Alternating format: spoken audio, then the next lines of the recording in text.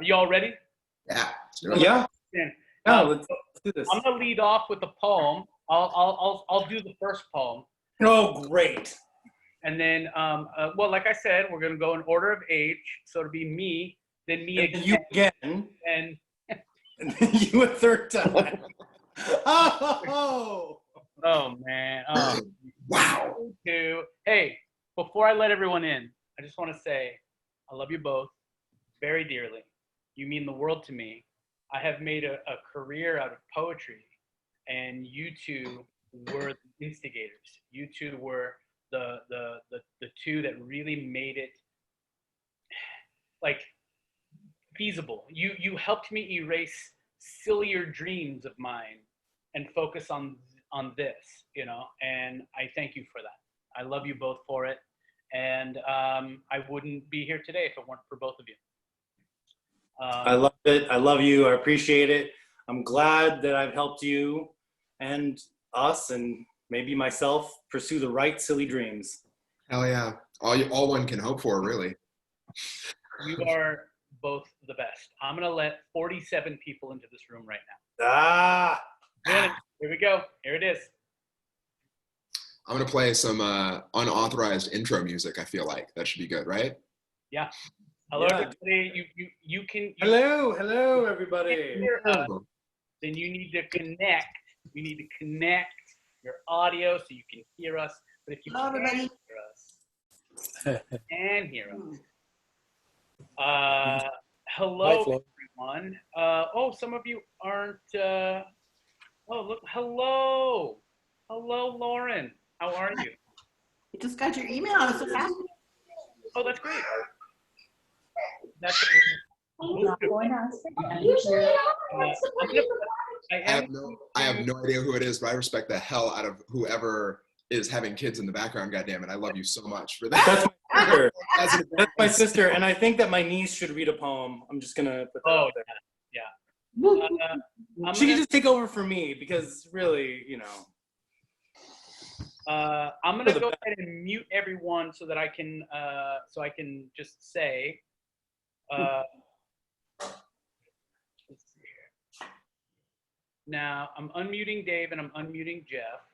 Don't do that. Chat. And chat is feasible. Chat is possible. Okay. So, admitting various folks. Now, here's the deal.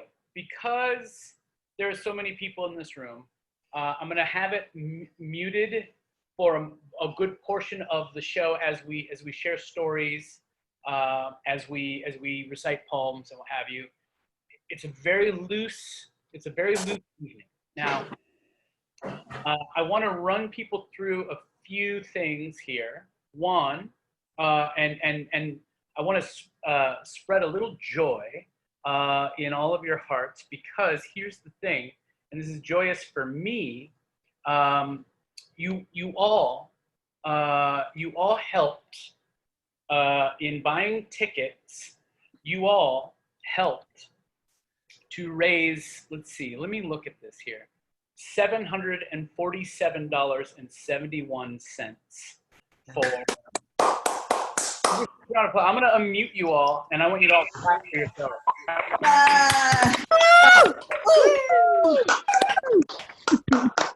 Yay! Hi, Jeffy. Yay!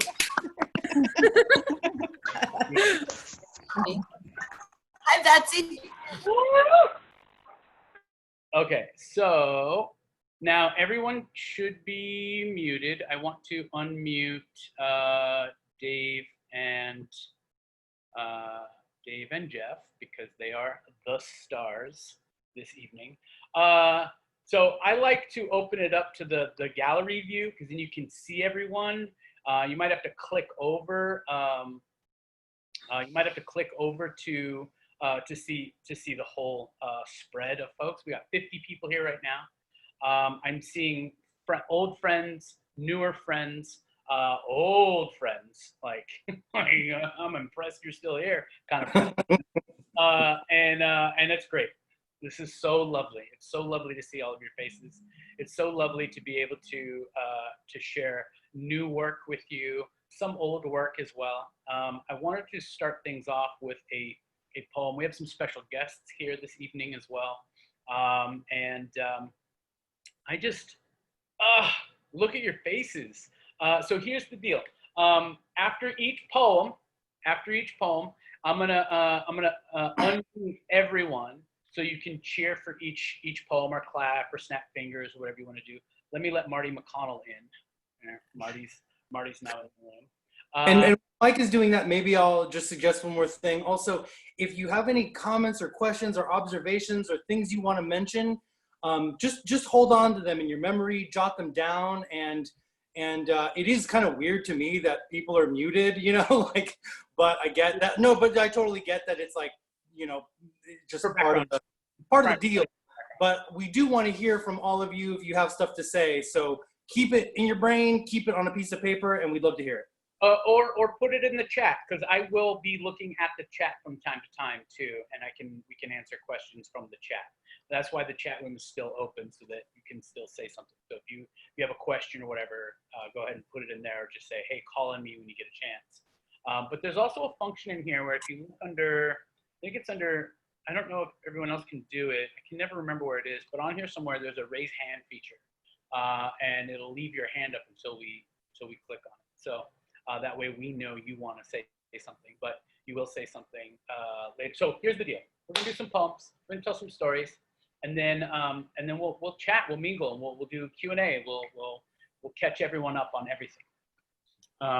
But you all just fed a bunch of folks at Second Harvest Food Bank. And what's the name of the? I can never remember the order of the name of the charity, Geoff, that we're splitting the proceeds with. I'm also blanking on the name of it. It was started by Lorena Brojas, who's I'm gonna read it right now. Thank you. LGBT. It's a long phrase. I can never and my life is a series of acronyms at this point. It's I can only imagine. I'll read it in a second. Let me read a poem. Is everybody cool with me reading a poem? Yeah. Woohoo! All right. So this is for Santa Clara County. This is for the place we're all from. The password for tonight's Zoom event, which you didn't really need if you clicked on the link, but the password tonight was 95008. That is the zip code where I met Geoff Trenchard and David Perez at Campbell Coffee Roasters in the city of Campbell, which is right on the border of San Jose, split by Taco Bravo, which is, don't go there. That is not an advertisement for Taco Bravo by any means. It still exists. And it's we in no way endorse the food of Taco Bravo or any of its affiliates at this point. Yeah, but suffice it to say, that's where I met these beautiful human beings who I love very, very much. And so it really means a lot to me that you're all here, that we all get to share this together. So this is the poem I wrote. There's a style of poem called ekphrastic poetry. And what an ekphrastic poem is a poem that is inspired by or an ode to another piece of art. And so I wrote this inspired by a mural inside the San Jose Museum of Art by Julia Chang. And the mural is called In the Valley of Heart's Delight, which is an old nickname for San Jose in the valley. And back when it was a sort of a go-to place for culture. It was, the mural is a bunch of motherboard circuitry overlaid with cherry blossom branches. And it's lovely. It's a very lovely mural. And I wrote this inspired by that, thinking about here.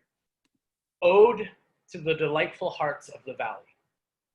From this basin, between these ranges of hills made for feet and hooves, I've seen the sun at every angle, at every moment of the day. I've seen moon rise up from every possible hill. This goes to impossible beauties.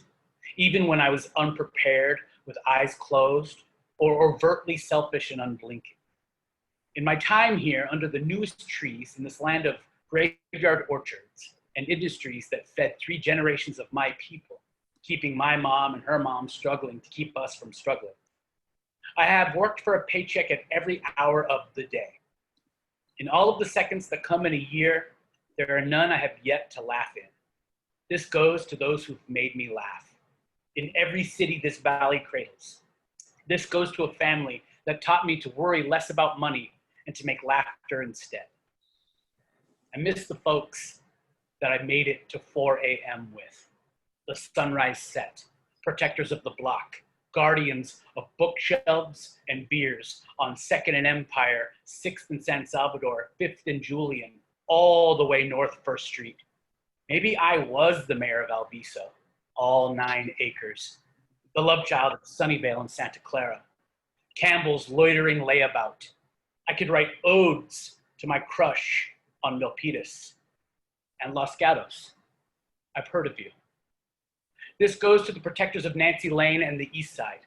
I still worry about you. To the living history at Alum Rock and King, to the cherry blossoms in Japantown, to midnight at the Midtown Safeway, to leaving and always coming back.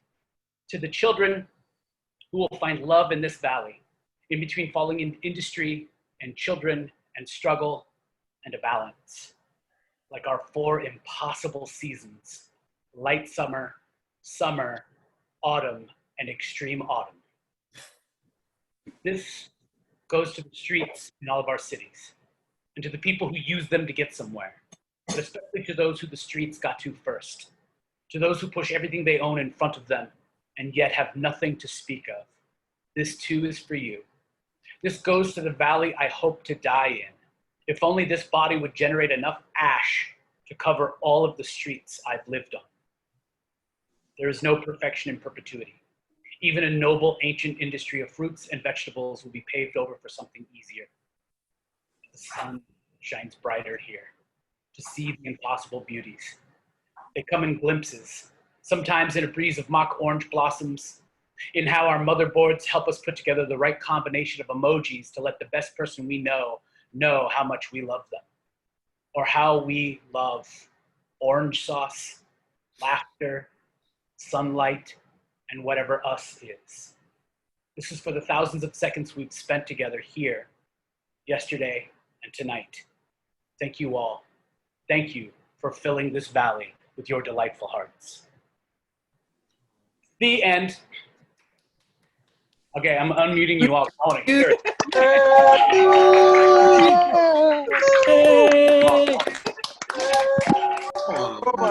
Oh my. Hey, Mike. Oh my. I think if you go inside the museum, you can say it's actually the cafe wall. So if you go in there, you'll see Julia Chang's wall.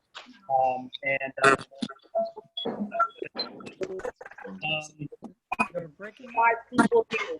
65 people here to listen to 2 old-ass poets on a Wednesday night. Hi, Mike. Mike, I think you should mute everyone again because your audio is hard to hear. Yeah, sounds amazing. Okay. Unmuting Jeff, unmuting Dave. Control. You guys, you two should be able to unmute as well. Mute and unmute. Oh, okay. You have to, because I made you. This is too sophisticated for me. I don't know. So the answer to where the mural is inside the cafe at the San Jose Museum of Art. So if you go inside that cafe and you look on the giant wall, you can't miss it. It's going to be so obvious. And if you haven't been to the San Jose Museum of Art, well, you can't right now, but one of these days,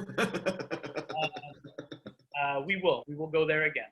Let's see. Oh yeah. See, Jeff, your mom is asking what year. What? Oh, the year would have been. So yeah, me and you met. 97. Yeah, I had to be like, I think it was like 97, and then Maybe 96.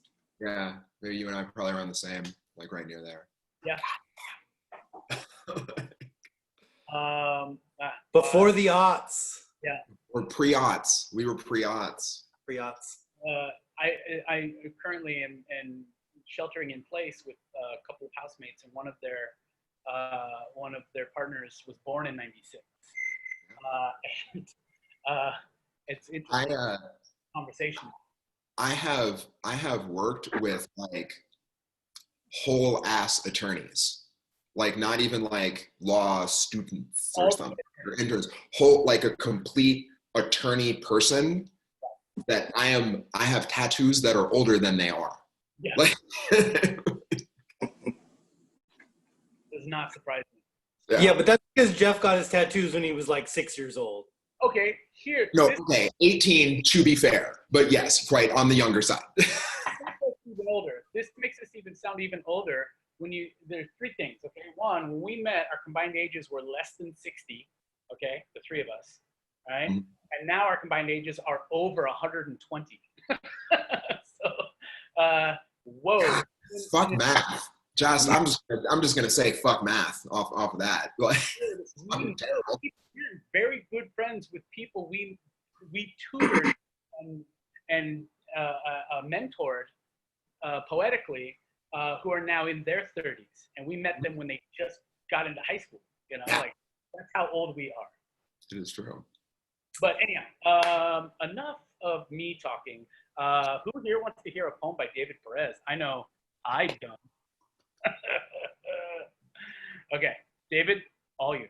All right. Well, riffing off of Mike's poem was rooted in a specific place, and so I thought I would write a poem or read a poem that's rooted in the same place. This is a poem inspired by my many walks through St. James Park and the surrounding areas, which I live really close to now. For those of you, for the uninitiated, St. James Park is a very prominent park in downtown San Jose that's sort of known for its homeless population. And there's always this, tug of war going on between, letting people be there and, trying to get them out of there. And as poet laureate, one thing that happens is that people ask you to write invocations, what are called invocations, to kick off a Board of Supervisors ceremony or the mayoral inauguration or some kind of official, county event. And what was interesting to me is that they were surprisingly free and open in terms of letting me write about whatever I wanted to write about. Didn't try to whitewash anything in any way. And that's something that I found to be really refreshing. So when the time came for me to read my first invocation at a Board of Supervisors ceremony, I wrote about this park and the people who I have encountered there. So this poem's called Partial Eclipse. Walking in St. James Park, I'm surrounded by tired gates, flocks of crow's feet, and shoes with duct tape soles, the circular plots of 1,000 grocery carts. Irises narrow with the coming day, their taut skin fluent in the language of sunburns. There is always a narrow tower rising, a blade hot from the forge. They crouch in its shaded wake and peer in while others peer out, everyone a blinking aperture, clutching at a keepsake. Trying to describe all of this, I'm just trying to take pictures of the moon and pass them off as the real thing. You can't tell if it's rising or setting. There is a partial eclipse, but it seems like it's going to take forever. When I give my change, I meet men and women who speak with the voices of lamplighters in the age of electricity, who walk for lifetimes without breaking a twig. Ooh. All right, everybody, have at it.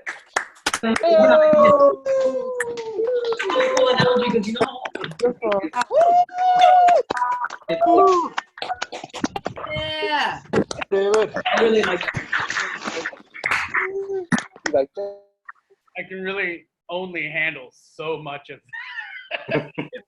Thanks so much, everybody. Like, Thanks so much, everybody. Break a motherfucking egg. some folks mute, some folks don't. It's so interesting. There was always like one person that doesn't mute, which is great because then I think like that's when if they can catch it, they should just make farting noises. Yeah, I feel like if you are in unmute through a fault of ours, then you have carte blanche to just make fart noises into your mic. That's totally fine. Hardcore power move. Eating some like celery or like maybe some like really crunchy dry cereal without milk. Just really and then get the while you're trying to like spit it out, like that's the really, and make sure your camera is off when you do it so no one has any idea what's happening. That's really that's the Zoom. Pro tip. The proest of tips. I'd also like to point something out to folks. I hope, David, you don't mind me mentioning that you did recently get married. You are now wed to your beloved Jen. And many of you know. Yes, as many know. And what's cool about this group here is that I got to be, I can never remember, was it 08 or 09, Geoff? I'm gonna need a better lead in for my marriage. Okay, got you. Sorry, I didn't know what you were referencing. Yeah, it was 08. Okay. Yeah.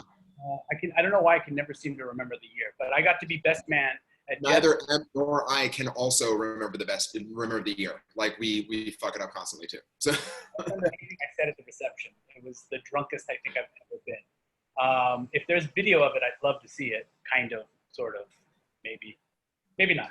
I'm seeing congratulations kind of trickle in over the chat. Just thank you so much to all of you.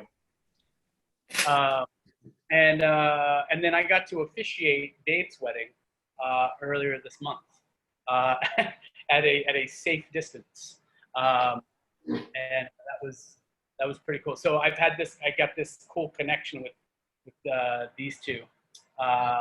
Okay, so I feel bad because I just didn't allow someone in because their name was like 75 characters long of gibberish. So I'm hoping that it's not someone who is just pounding the keys. Maybe some kid trying to get do for poetry.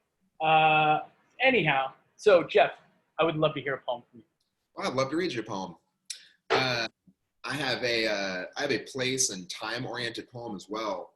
But it is about things around where I live now in New York.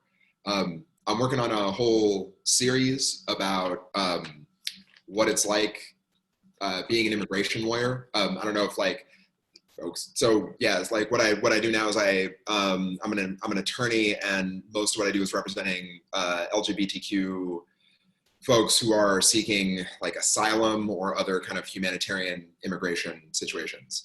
It was kind of a wild, we'll probably talk more about it later, but I kind of fell into it, but it's kind of a good fit, but also it's really it's a particular little fucking hellscape right now. I'm not gonna lie. And I came to it from doing 10 years of working in a lot of high need schools and doing poetry workshops in prisons. And I didn't become a lawyer because I thought the courts work or I believed in democracy and shit.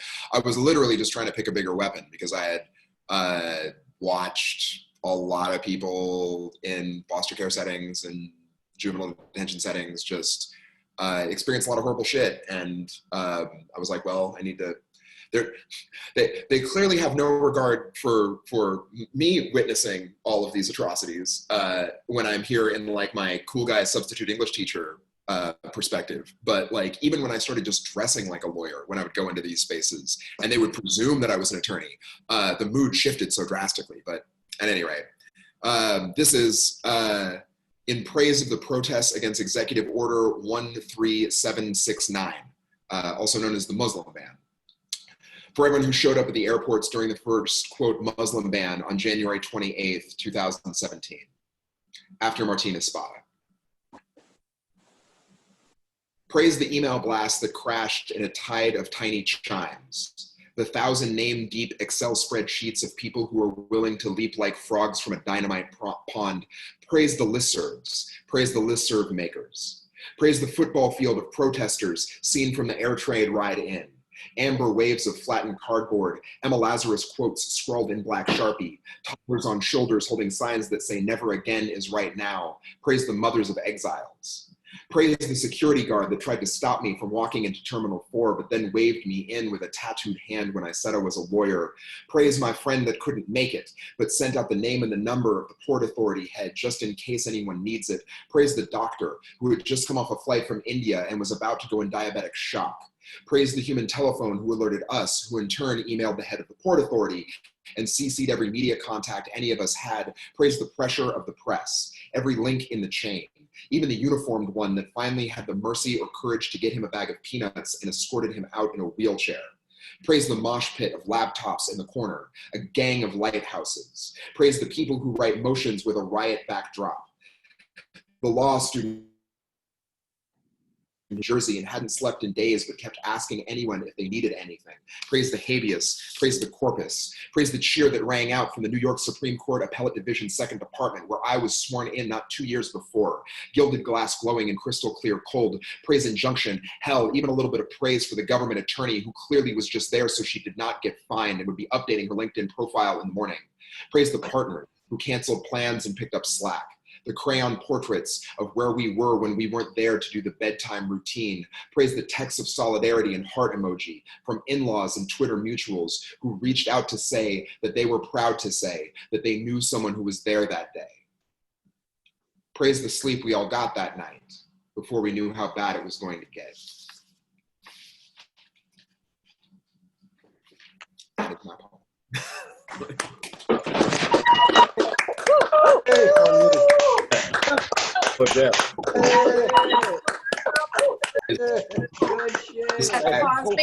Hey, I can swear if I want to. I should have done some good mornings on the part. Hey, I can swear if I.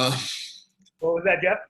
I said I feel like I probably should have done some trigger warnings and such and content warnings on all of this, but I feel like y'all know the vibes. And so,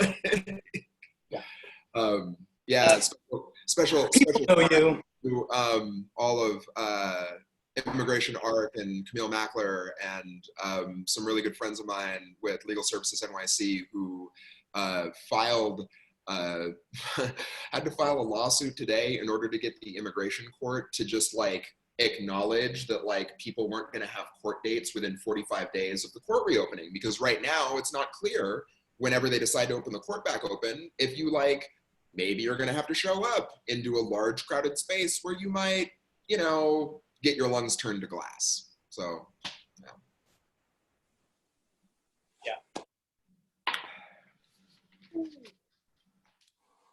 I'm gonna keep this train rolling. keep it going. I'm gonna try really hard not to kill the mood every single time I have to read, but I make no promises. So, folks, Geoff is a lawyer in New York City, and he fights for folks who are fighting immigration. He fights for the LGBT community. He fights for all of the marginalized people in New York City, and it is. And when I met Geoff, he was sitting at a coffee shop with the craziest punk hairdo, just Liberty spikes, purple Liberty spikes. No tattoos yet. No tattoos. I might drop some evidence in the chat. I was going through some old Facebook. And he was. Sorry, my apologies. They were laughing at my jokes that I was telling other friends.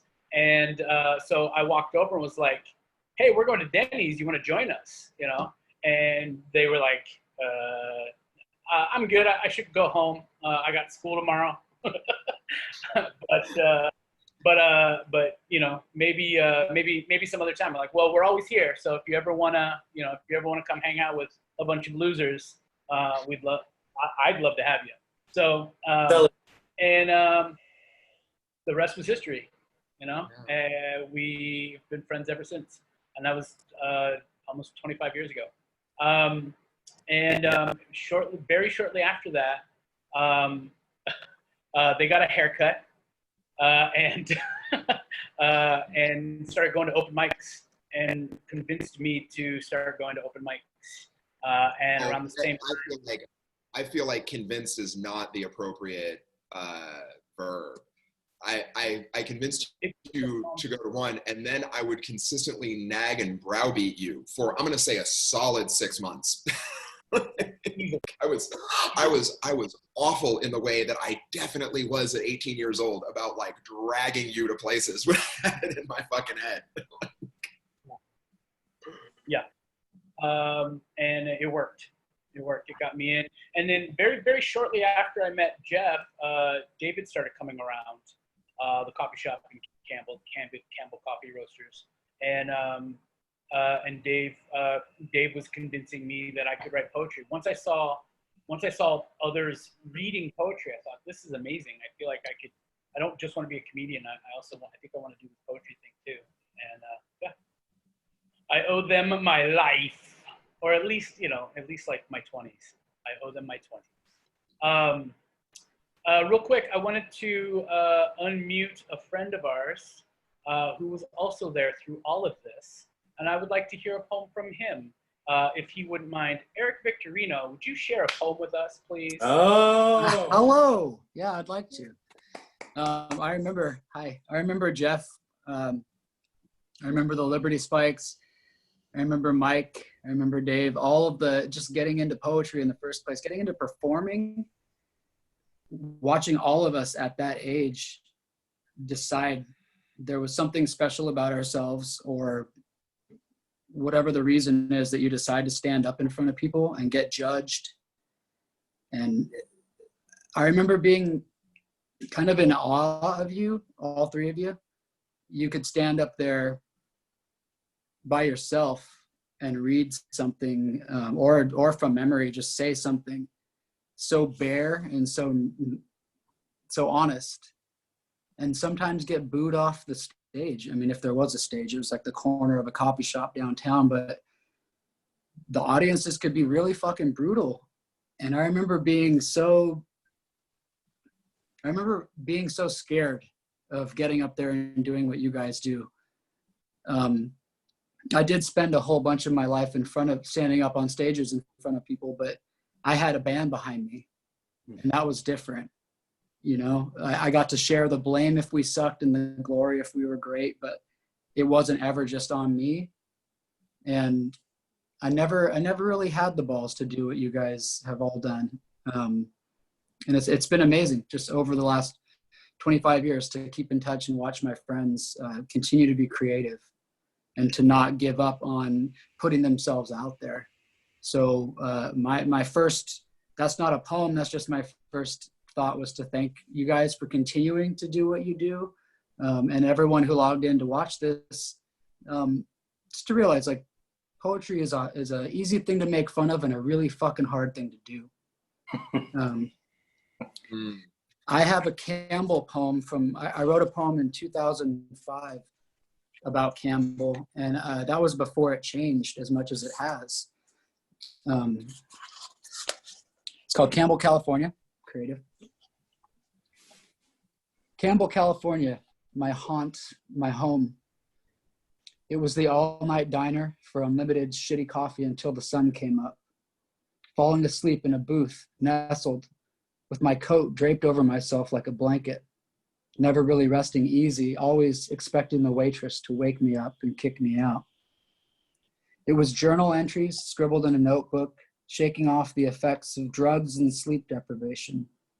It was my blood running through the sewers, the veins of the city, Campbell, California. It was a quaint little downtown strip, looking like a Hollywood backlot, but more real than anything they could conjure up down south. It was a little town known for nothing but old orchards of fruit trees, skateboarding, crusty heroin punks. It was fresh air. It was having nothing to lose, nothing at all but time. There were nights I'd go around to the back of the Gaslighter Theater, the charming little place that hosted vaudeville plays, in the old days and had recently become the heart of our local music scene. The Gaslighter was the place where I stepped on stage for the first time. I'd go around to the back of the building amidst the stench and the stickiness of garbage dumpsters. And I'd pull my body up the brick wall to fall asleep on the roof, just to be baked in the sun when the morning came. It was the cold air of an autumn morning, stiff bones in the bright, clean light of the sun. Campbell, California. It was a safe place, hugged on all sides by beautiful green hills full of trees. It was the street I grew up on with gravel for sidewalks. When it rained hard, I had the best puddles to play in. I'd spend whole days hoping a car would pass and send a wave to crash over my head. Now it was knowing the night and loving the silence of a city asleep. It was walking in the avenues. It was loving each step. Campbell, California was a trusted friend at every turn. It was the penetrating chill that would hit so hard right before the sun came up. It was knowing that everything was going to be just fine. Campbell, California. That's it.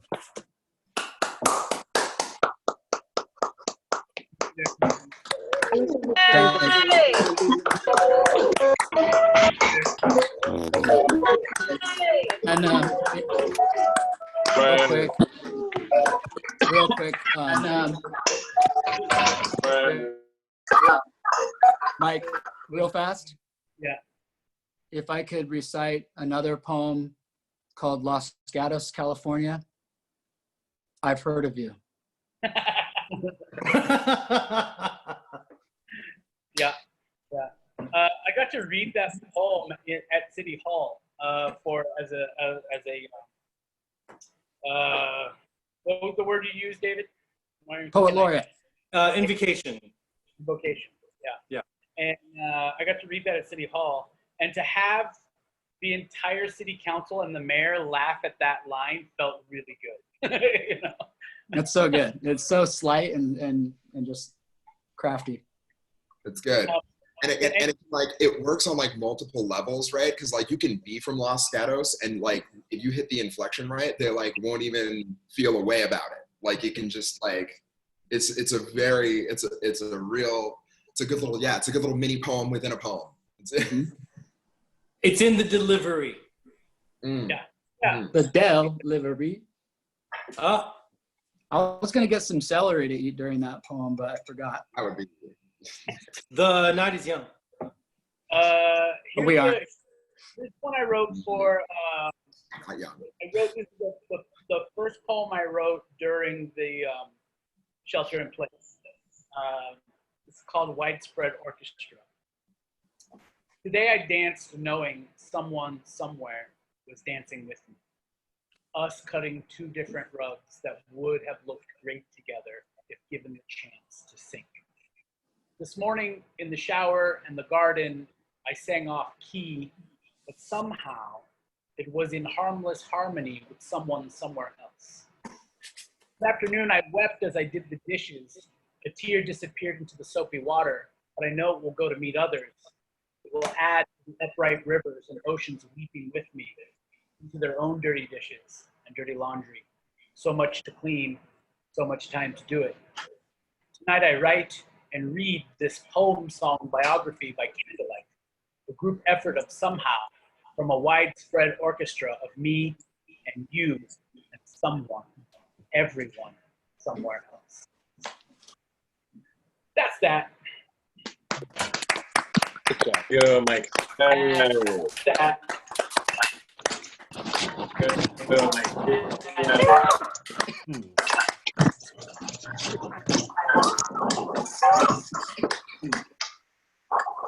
Oh my goodness. Oh my goodness. Hey, I just want to go through and say hi to folks. C. Bain, it's so good to see you. It is so good to see you. Tristissima, I know I can't see your face, but I love you. Mr. Horta, I love you. Do I see, let's see, who do I see? I got Brennan DeFrisco. There's names I don't know. Amada Herrera, I love you. Darron Canberra, I love you. Betsy Gomez, I love you. Ariana Hildebrand, I love you and your whole family. Who am I missing here? This is really like the Horta, reading I love rainbow experience I always wanted, but like never really experienced, right? Like when she would do the It's Your Birthday thing, like that's what's happening right now. It's really Romper Room. Romper Room. Thank you. I'm sorry, not reading rainbow. Yes, no, I misspoke. Romper Room. Yes, I'm sorry. I meant. Thank you, Dave. Except now we really can see everyone through the mirror.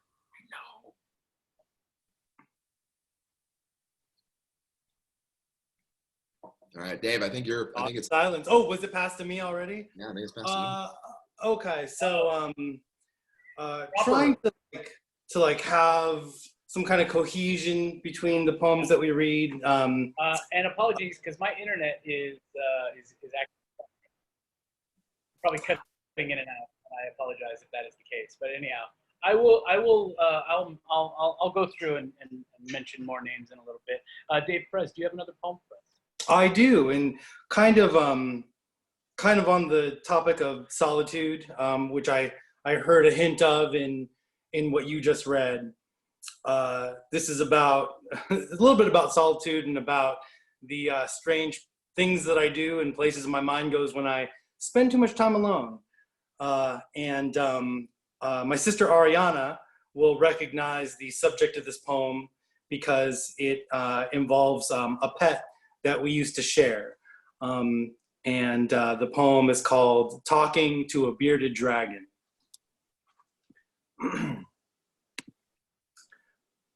I dig your style. Hours perched under the hot lamp, defecating on the New York Times. How's that view at the windowsill grabbing ya? Hope the mornings don't get dreary when the neighbors make the slow plod to the carport, shoulders up, eyes on their keys. Try not to think about it. Dinner time soon. Just blink. Once for carrots, twice for crickets. And thanks for being the picture of chill when markets crash and taxes are due. I bet an earthquake could tear down the walls and you'd be all, just put them back up. I'll supervise. Or have you read in the paper about the ID chips and the toxic clouds? What about the people who think the way you do, you know, in that sans cerebral cortex sort of way? I know, amateurs.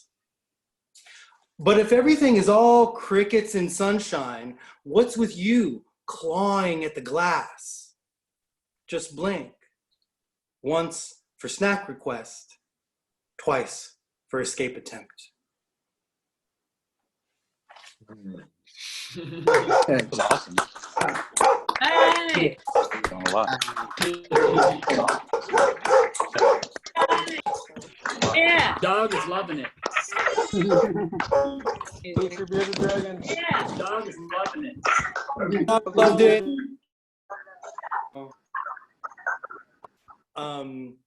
So that poem, as I said, my sister Ariana will recognize the subject.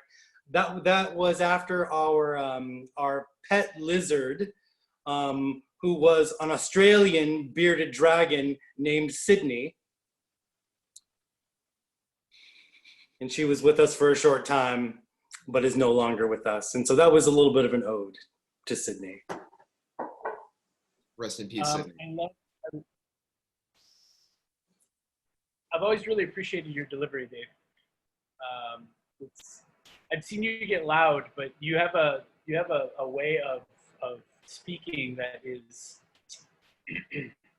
it's so direct, and it's so it's warm but effective in a way that gets people to listen. You know, I don't know if that makes sense, but it felt like it made sense in my head when I thought it. You know.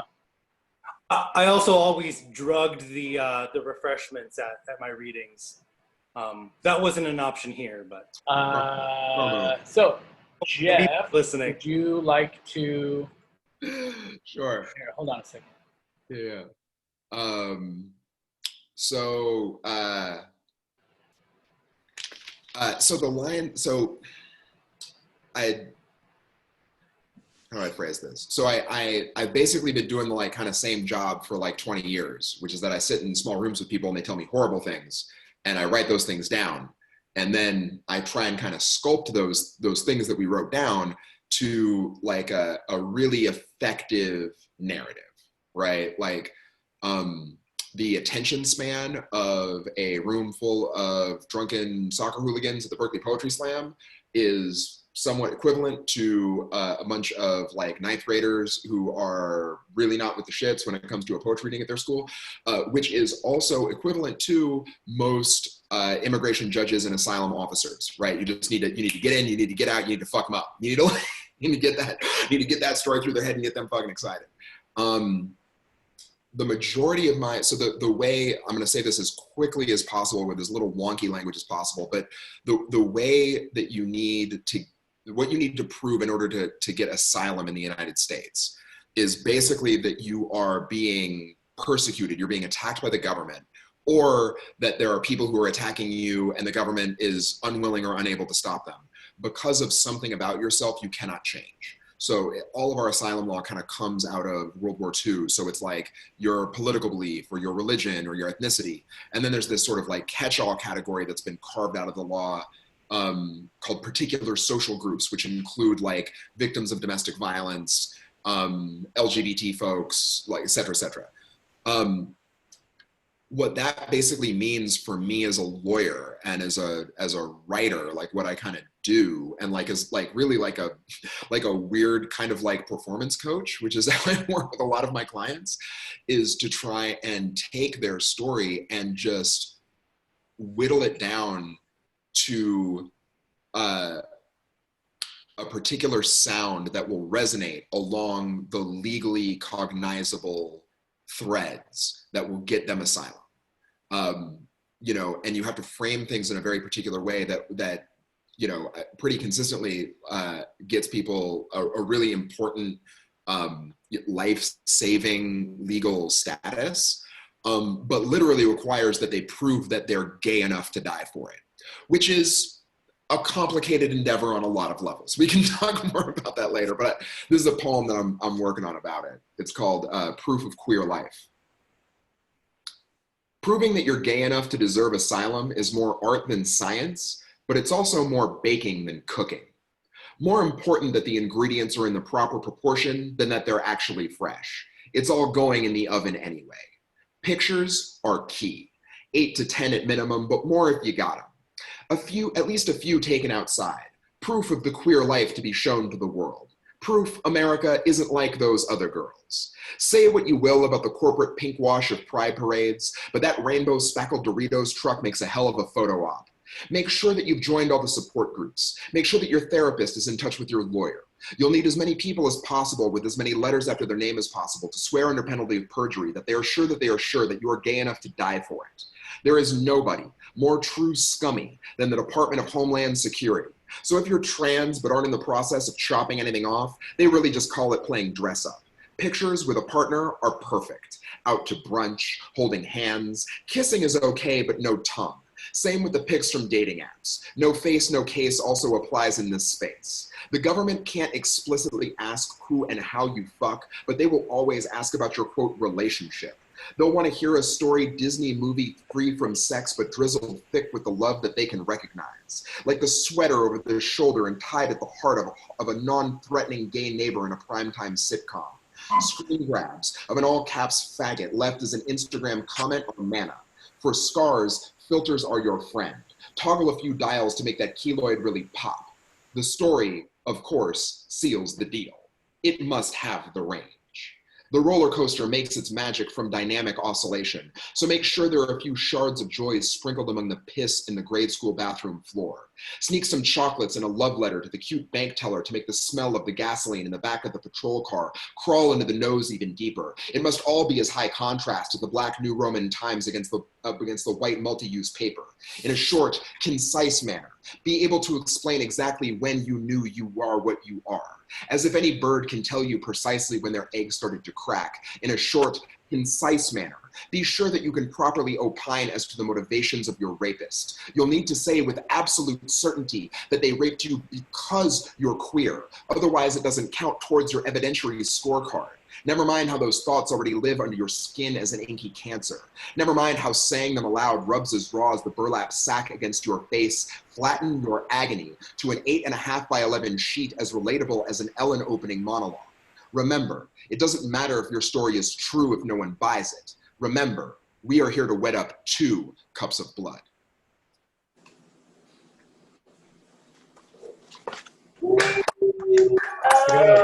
Oh! Fantastic.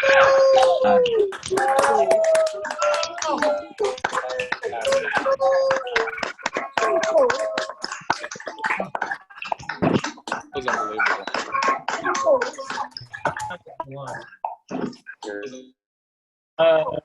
So yeah, I want to read some of these things here. Who said? What did it say? There's some really great people are posting some great chats. I wanted to point out Tristissima said, "Our applause sounds like the Borg made some really amazing EDM." Accurate. Really good. Let's see, Artie Maffa quoted Dave's poem. And let's see, Paul Laponte says, Geoff, as loquacious as I remember.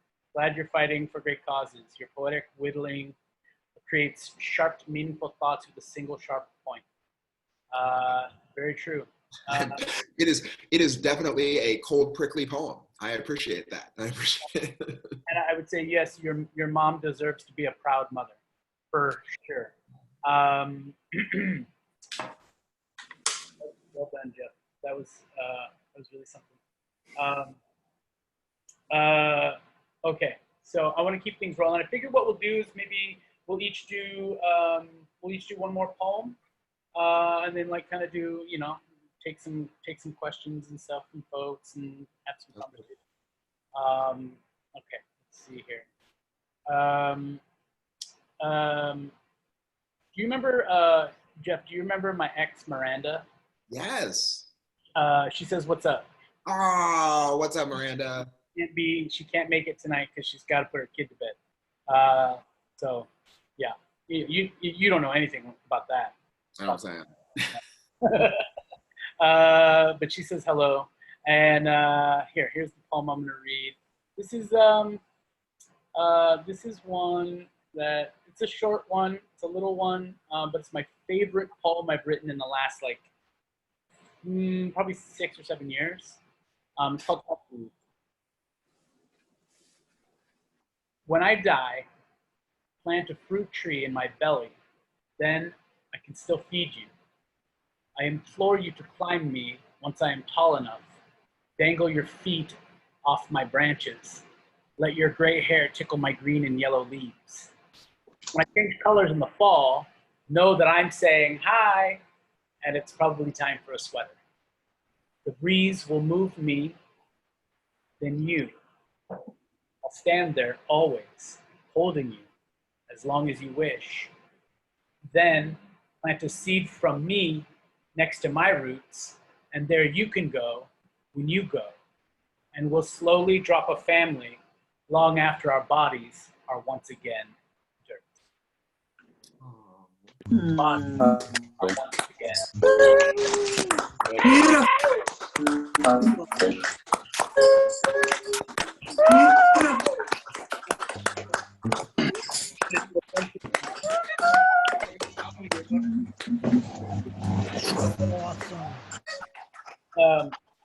Makes me very happy to do this, but I'm gonna go out to my front porch, and I'm gonna go out to my front porch, and I'm going to hoot and holler for all the frontline workers who are, you know, putting themselves at risk. My neighborhood, my block on 5th Street here in downtown San Jose, we go out on our porch and we hoot and holler at 7 o'clock. So I actually got to go. I can't miss it. So Dave, I would love to hear a poem from you. Bust it, Dave, but I can't hear the poem. So but you won't hear it. Okay. Yeah. So here we go. I don't know what the intro to this poem is, aside from just I feel like reading it. It's as we all know, I just got married, and it's been, the last few weeks have been, they might have been the happiest time of my life. And I feel like there are so many experiences in life that have brought me to the happiness that I have now. And a lot of them were unpleasant. And that's where a lot of poetry comes from loving and losing love. And a lot of, just heartache and tough times that have taught you a lot. And so this is a poem that's sort of about that, but that maybe comes at a different angle than we're used to with poems like this. This poem is called Restaurant Theory, and it starts with a quote. And the quote is this: "Do we think it's more likely that something will be hard to comprehend, or that it will be harmful to comprehend?" The math tutor I went on one date with. 8:12 p.m. You tap a finger and ripples echo in your wine glass, their amplitude correlating with your boredom. The high school couple one table over plummets into another leeching gaze. When you look at them, your irises zoom and rotate into projection mode. Your blouse's 60% opacity throws fish hooks into my eyes.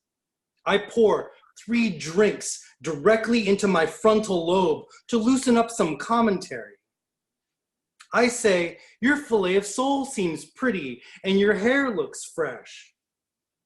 You give me the same patient smile and 0.4 seconds of eye contact that you give freshmen when your logic coasts over their horizons. I remember eavesdropping in a cafe during one of your tutoring sessions, and the first thing I ever heard you say, "The infinite is eternal. Something eternal by definition has no end," you said. Think of the sky, the heavens. You weren't talking about poetry or the hereafter, just making an offhand point about differential calculus.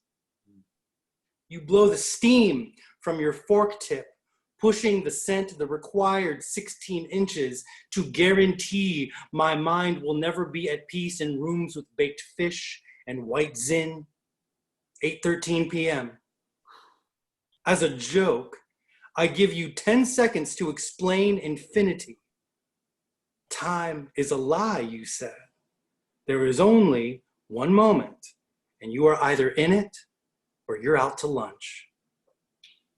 9:46. I lean in. You pull back. 10:25. I sit on my porch with my face in my hands, listening to my watch tick.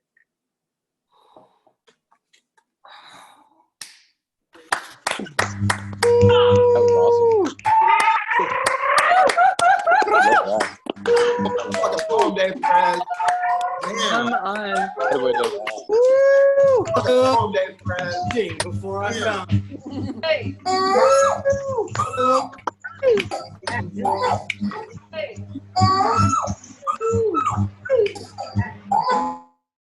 That's a cold motherfucking poem, Dave Perez. God damn. Well done, sir. Well fucking done.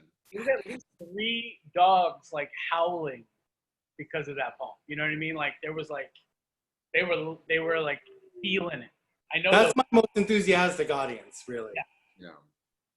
I mean, you got to admit, Dave, like dogs are your biggest fans. Yeah, cornerstone of my career, basically.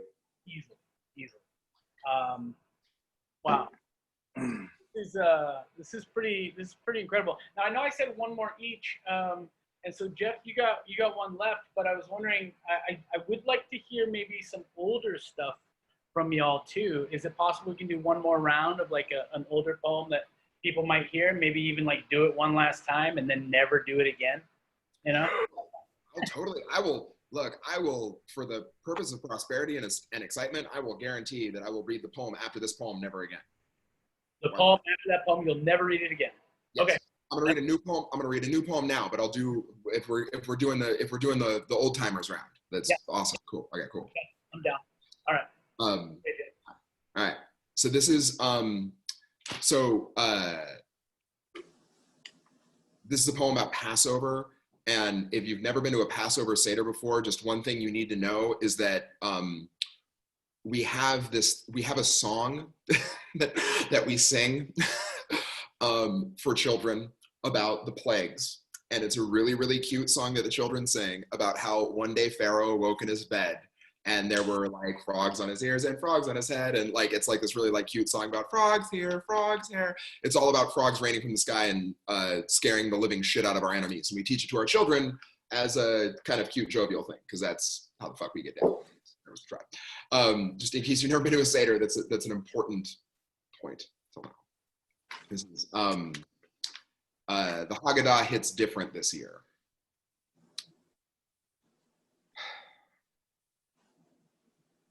My partner wrangled a Zoom Passover Seder for the whole mishpacha over 3 time zones, all while working 12-hour days for the last month, in case you were wondering what big Moses energy looks like in a hard femme body. As for me, well, today I made a very solid roast chicken and buttoned a shirt, but that is about all I got. We're at the part where we say the names of the plagues and it hits different. Imagine the fear of the truly dark darkness that existed before electric light, much less Netflix. Imagine the creeping doom of every speck of dust in your house turned to lice and no ability to order disinfecting wipes. And then, after all of that, the firstborn of everyone you know doesn't wake up one morning. And after that, Pharaoh runs into the desert like he was going to talk to God's manager. As for me, well, my friend Lorena died a couple of days ago, and my friend Halal is in the hospital. My friend Halal's husband is in the hospital, and my friend Renee has been going to work at a hospital wearing the same PPE for a month. So if I were Pharaoh, I don't think I'd have it in me to go after whatever does that. I'd just be grateful it left. Worry about my second-born. Learn to clean blood out of the river. I guess that's why I'm not Pharaoh. My friend Lorena died a few days ago, and she had big Moses energy too. I don't think I ever saw her without a flock of mixed multitudes at her side, never without a pushcart filled with the paperwork she waved like a rod to part the seas that threatened to drown them. A month ago, I wouldn't have imagined I'd be so familiar with the feel of my hands inside rubber gloves, the smell of my own breath inside a face mask. I am terrified of what I will become accustomed to tomorrow. My partner takes my hand and tells me that I did a good job with the carrots too. My niece, the youngest cousin, has taken the digital floor, sings her remix of the Frogs song, interspersed with the names of the body parts that she's learning. Pharaoh had frogs on his head, and frogs in his ears, and frogs in his vagina. We all agree. We raise our glasses one more time to next year.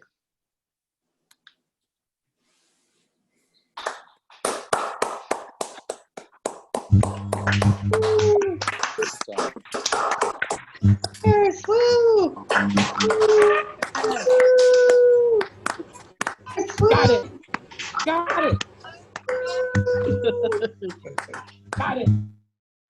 Little kids saying inappropriate shit, unfuckwittable poetry trope in my book. You have a person under the age of 16 saying some profanity or just naming biological parts. It'll really pull you out of like a dark moment. It's a good craft. It really is its own poetic device. Yeah. It's true. It's true. Up there with synecdoche. Easily. Yeah, that is, a lot of times when I hear, especially nowadays, when I hear really heavy poetry, I almost just want to like stop and just like not even, like I can't, it's almost like I can't engage because there's so much inside my head and my heart in that moment. that I'm like, you know, I'll get back to you in like 48 hours, Geoff. Yeah, I think you've identified really specifically why it was very difficult for me to make money on the college circuit, because there's an extent to which, like, I'm, you know what I mean? Like, same, like, motherfuckers will love it, but like, I am not what you want to hear when you're just trying to pick up some mushu pork at Panda Express, like in the cafeteria. I am not. Like, for what your lunch break is, like, it's just not, it's not what you're there for. It's legit. It's understandable. So, Geoff and David, if I were to do an older piece of mine, is there one that you would like to hear? Something that was maybe, you know, something that's maybe almost old enough to vote. Oh yeah, it's Graveyard Shift. I feel like that's like, I feel like Revolution. Oh my God. Yeah. The one poem where I actually like name friends in it, right? You specifically, Dave. Folks, well, I know that that's not why you said that one, but folks probably don't know this, but David used to write under a pen name. Geoff, do you remember David's pen name? No, but I am only now remembering in this moment that he had a pen name. Right. It was Linus Phelps. Linus Phelps, that's right. Phelps was his pen name. And what was funny was that I had formed a band not too long before or after that, I think, called Linus. Yeah. And I'd never seen the connection that the two were that David was involved with. I'm glad I outgrew that habit. Yeah. Anyhow, I could do Graveyard Shift. That's a fun one, and it's one I definitely don't have to look up. I still perform that one pretty regularly. I was trying to think of a poem where I'm like, oh, if I do this now and then I never do it again, it'll be fine. I can't think of one because I'm constantly performing all my new shit and all my old shit. You know, I mean, don't get me wrong. I have a poem that is about if you got kids in the room, plug their ears real quick. But I have a poem that was like about cunnilingus and sandwiches, which I would never ever do again. It's atrocious, but I think I was like 26 when I wrote it and thought I was the coolest person in the world. Mike, do you know what? I don't know if you're committed to doing Graveyard. That's fine. But a poem just sprang to my mind, which was, I don't even know what it's called, but it's the cat website poem. What's that one called again? It's called Her Cat Must Be Awesome. Her Cat Must Be Awesome. I'm sorry, but that is just one of my favorite. No, you don't. That is my favorite Mike McGee poem. For real? Just saying it. So you've said that. John Sands has said that. Brian Ellis has said that. Like all these folks. Fuck a Graveyard Shift. I want to hear this cat poem. Okay, all right. And it's old too. It does qualify. It's got to be at least 15 years old. But it was one of those pieces where I just like pulled it up one day. I might have it memorized, but I was going through poems. I was going on tour with Mindy Nettifee, John Sands, and Brian Ellis. And we were trying to figure out like what poems we should do on tour. And there it is. And I was like, well, they're like, we need more funny poems. And so I pulled this one out. I was like, it might be funny. You know? And this is what came up. And I read it. And I'm sitting at a bar writing one night, quiet. Sorry, let me start over. Her cat must be awesome. I'm sitting at a bar writing one quiet evening when a lovely woman sidles up to the stool right next to me. Right next to me. The bar is empty. I'm the only one at the bar, and she sits right next to me. And apparently, she can't tell that I'm lonely, that I am very lonely, that I am trying to be the loneliest poet on the planet, and she's bothering me. She won't leave me alone. She tries to start a conversation with me for the next 15 minutes. I'm distracted and not catching on to the fact that she's flirting with me. She finishes her drink, rises, and says she has to get home to feed her cat. And I finally realize what's been happening, and I say, your cat is fine. It will survive a night without you. She says, oh, he can't be alone overnight. I tell her I feel the exact same way all the time. I actually have something to offer the world. But she says her cat's special. It sounds like he's saying Reno when he meows. Reno, I ask? As in Reno, Nevada? Yep, she says emphatically, Reno. So I imagine a cat saying Reno. Oh, Reno. Oh, Reno. Oh, Reno, Nevada. All the time, like, as in every time it meows, it sounds like Reno. No, only every once in a while, like when he's really craving attention and he needs to be brushed. Oh, I say. Oh, I tell her that when I'm craving attention, I remove my shirt, exposing my Katherine Hepburn-shaped birthmark on my stomach, and I make it talk. Hello, everybody. Got any more tequila? Look, lady, I know I just met you. And by now you must realize I am human and I have needs and I can love you. Actually love you. I'm not jumping the gun here, but I am capable of real human love, not your programmed feline, you're the keeper of the food, so I guess stick around bullshit. Have the ability to make a room laugh without it having anything to do with its own failure? Can it use a QWERTY keyboard? Does it understand how to code even a modicum of HTML? Can it Photoshop images of you to look like you have a handlebar mustache? I don't think so. I can do half of those things while I have soup cooking on the stove. See these thumbs? Do you? Do you? Because these mean I win. You're right, she said coyly. And we boned right there at Taco Bell. 9 months later, we had 8 kittens. They run my website now. Oh my God! My That was great! Oh my God! Solid. Oh Well done, Mike. My favorite.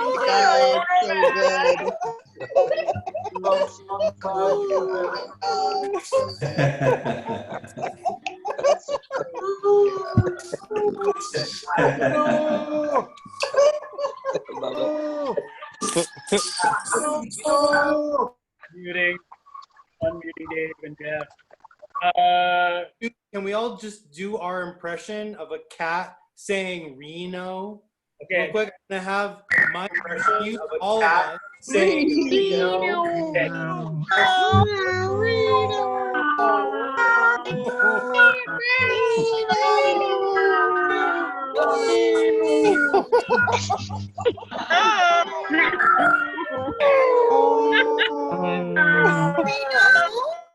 Yeah. That was amazing. The mute button. Oh my goodness. That was I amazing. hope that was worth the price. For me, that was worth the price of admission. Every- Handily. for everyone Handily. cats within earshot. Yeah. Sorry, Lucia. Hey, can we before Dave goes and then Jeff, their old piece. Can we hear one more?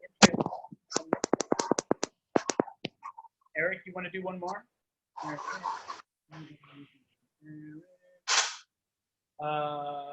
Jeff, you all right with that? So, oh yeah, no, Eric, yeah. Yeah. Oh, I'm not seeing him on here. Maybe he bounced. Yeah, bounce. We scared him away. Yeah. If Eric, if you are there, just hit the chat and we'll bring you back up. All right. Dave, take it away. All right.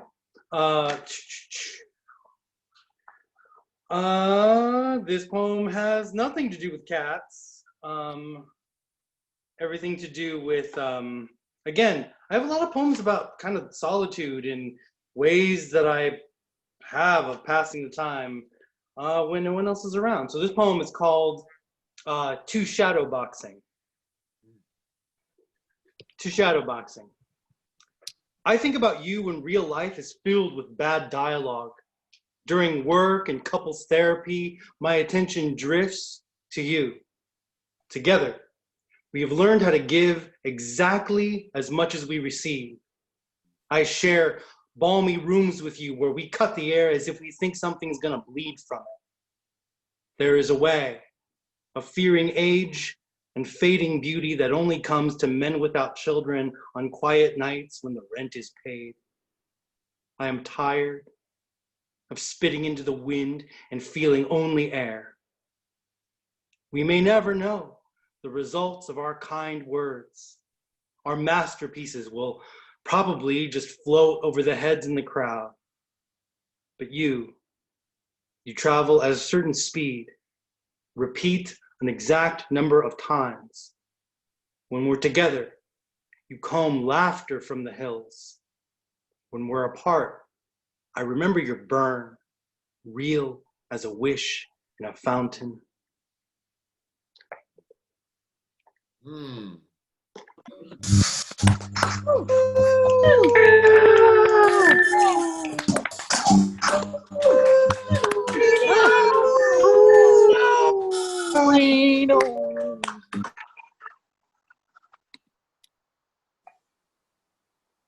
Dude, your ends are fucking brutal, Dave.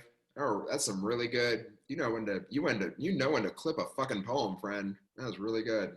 I tried. Thank you. Mind reading the last couple lines one more time? Yeah.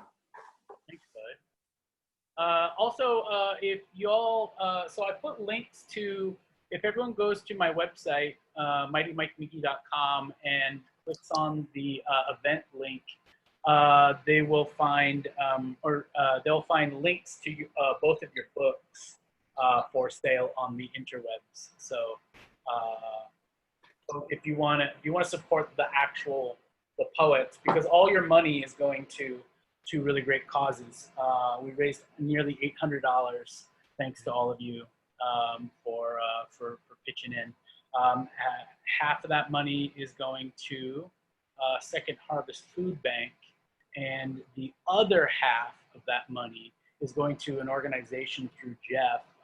The organization is called the LGBT Center in Intercultural Collective, Inc. So we're going to split that. They're each going to get about a little over $300, which is very cool. And it's Second Harvest Food Bank of Silicon Valley, and there are others. Anywho, Dave, can I hear those last two lines again? Yeah, well, actually, if you really want to, I'll do the last two. But actually, I'd love to, like, if there's any line or two that I would want to repeat. It's actually something in the middle of this poem. I decided to end with this poem because this is one of my favorite poems personally that I've written. Not because it's objectively better than anything else, but what's great about poetry and writing poetry is that it is a way for you to explain the truths that you know, but never let yourself be aware of. And there are these moments when you have as a writer where you tell yourself what the truth is. And it's not like you knew what it was, and then it's not like you were conscious of it and then wrote it down. But when you write it down, you're like, oh yeah, that's what I've been afraid of. Yeah. Right? That's what's been bothering me. That's how I've been feeling. It's like you know it, but it took the poem to bring it to the surface. And that's why writing poetry is worth the price of admission, even if you never share it with another human being. And so for me, the line is, there is a way of fearing age and fading beauty that only comes to men without children on quiet nights when the rent is paid. So when all that shit that you think is important and you work so hard for in your daily life, when all of that's done, then you have to sit there and look at yourself and, contemplate who and what you are. And that was a moment that I wrote that one line, and in 10 seconds, I probably grew up more than in the last, year. Yeah. So, yeah. Really incredible. And it took me so long to finally become a fan of your work too. That's the craziest part about all of this. So long. Like I'd say, like I listened through the 90s and the aughts, and finally last year I finally got it. Yeah. Yeah. After a healthy bribe, yes. No, I love your work. I always have. And seriously though, the very first poem I ever wrote, the first thing that I could consider a poem, which was the very first thing I ever read at an open mic that was not supposed to be stand-up comedy. In 1998, fall of 98, I read a poem called The Renaissance Revolutionist's Plea. And that one is man, I mean, it's the oldest. There is no poem older than that of mine, other than some really bad rap lyrics from the early 90s. But I mentioned David in that one because there's always been this thing with David where he'll say something in a way that I just, puts it in a perspective that I hadn't considered and makes me stop and go, oh, fuck, right. And your poems do that for me. And the way, I mean, I'm lucky because I get to see David all the time. We live very close to each other. And I'm unlucky in that I haven't gotten to see Geoff very much in the last 10 years because he lives in New York City. But I'm glad you're there doing what you're doing. And I have so much hope for the future of anyone that comes in contact with me because they're going to benefit from that, just from knowing you. You want to bust out an oldie but goodie? Yeah. Yeah, I was going through. You mentioned in our rehearsal, in our little check-in, like that you wanted to do this. So I was chewing on it. So this is back from early aughts. This is 2003. This is the first poem that I ever managed to get published. And it was also the poem that I managed to get on HBO's Def Poetry with. So, it's got a special place in my heart. Shout outs to Worcester Review. Shout outs to Lucy Anderton, who was one of the folks who was on the editorial board that year that picked this poem. And yeah, shout outs to the audience at the Def Poetry filming who were willing to go with me on this because it starts off in a way, but they were into it. It was a good experience. All right. Of copper and chipped teeth. Walking past people fighting is like walking in on people fucking. There's an awkward awareness that you don't belong there. If you're unable to tell if it's personal or business, it's best just to let the tangle bevel you away like a wave. Don't think about the taste of copper and chipped teeth, of nickel and panic. Blood runs across a peach fuzz mustache and down around his chin like a burgundy goatee. Gold teeth litter the street as two other youths sift like claim jumpers and come up with a handful of nuggets apiece. All men who render money from war should be made to watch this. Kids too young to cash lotto tickets, painting a wall red with their palms. He doesn't even have time to look up before the knees send him into the heavens, fetal and benevolent, and you know how it is. When the day you forget your knife on the nightstand is the day he brings his boys and the fall to the ground goes slow as syrup, and you know how it is. When they beat you until you can't feel a thing, till your nerves shriek curses, to the pale blue sky refracted through spit that leaps off of lips in a froth of faggot and bitch. Curses to their parents' rotten cocks and cunts and eyes. Curses to everyone who passes by. May your horror keep them up at night. Curses your clothes as they attest defeat down to the weave. Curses to everything except the cold concrete that holds you armless and steadies your feet until you can finally stand up and leave. Feet. I miss.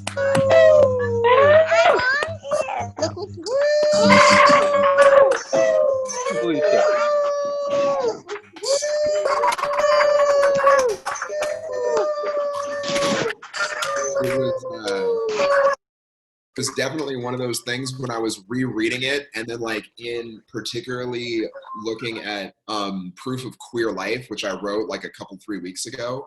I've been trying to do like an hour every night, just sitting and like clackety clacking on the keyboard. And so like shit is starting to come out like somewhat, obviously like not at the rate that any of us ever want when we sit down to write, but slowly but surely. But I realized like how many of the same like rhythmic tropes like I still like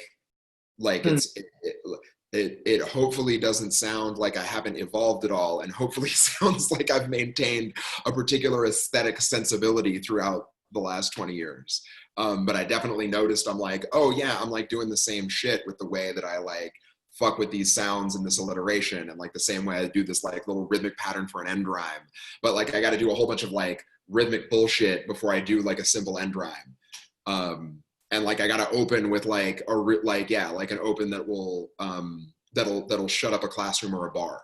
You know what I mean? Like there's something about the thesis statement that I learned in Poetry Slam that I am actually incredibly grateful for, which is that like, you know, like every 30 seconds of you talking needs to buy the next 30 seconds of you talking. So you need to like, you need to like move it like in a really incremental way if you want people to pay attention. Yeah. It's funny how much, there was a period of time there where you could watch Geoff perform at a poetry slam or a spoken word event or an open mic. And then for the next 2 or 3 years after that, especially throughout the Bay, you would see and hear Geoff in all of the new baby poets. You were such an influence on so many folks, including myself. To this day, if somebody says, well, it didn't sound like that, it just sounded like this, I think of you. I always think of you. Like, it didn't sound that loud, it just sounded hard, you know?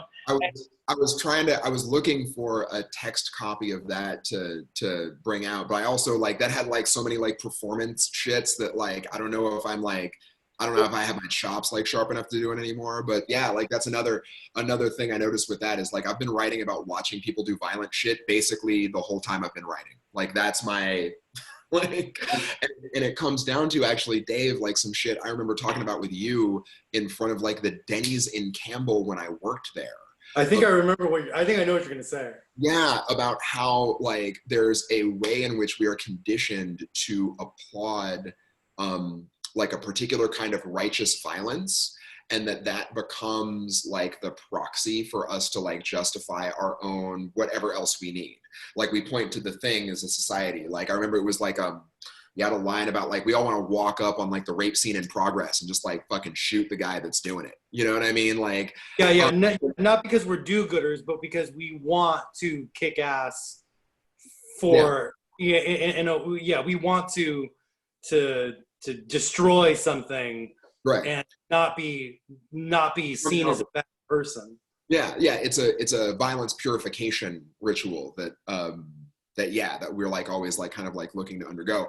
And then like what I feel like so much of like literally my whole fucking thesis as a writer has been so like, but what happens when you actually see the shit? And like, what's the relation? At what point is the observer of the violence also a victim? And at what point is the observer of the violence also like a perpetrator of the violence? And like that kind of like liminal relationship, I feel like is like the running theme through like all of Murder Stay Murder, the book that I put out a couple of years ago, and like a huge mix in Spite of Everything and all the like the dramatic work that I did with the Suicide Kings. Like that's like my the rock that I've been tumbling basically is like around those different ideas.